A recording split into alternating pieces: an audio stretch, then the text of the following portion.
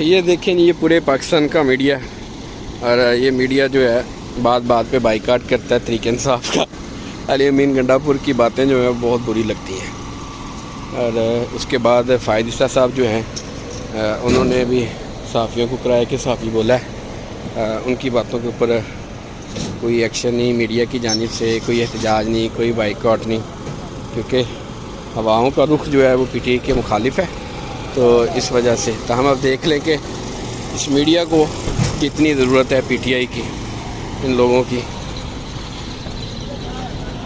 तरीक़े इंसाफ के सियासी जमात है, बाइकाट, इमरान खान का नाम नहीं चलना, पीटीआई के परचम नहीं दिखाए जाएंगे स्क्रीनों के ऊपर।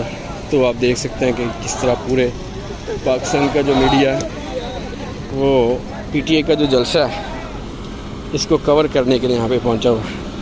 अभी जलसे में लोग इतने ज़्यादा नहीं हैं, सुबह का वक्त है, तो अभी तो ये मीडिया का कोई जलसा वगैरह लग रहा है। जिस तरह कोई पाकिस्तान के मीडिया ने अपना कोई कन्वेंशन रखा हो, अपनी कोई पावर शो करनी हो, तो वो सारी इतनी बड़ी गैदरिंग जो है वो यहाँ पे आप देख सकते हैं।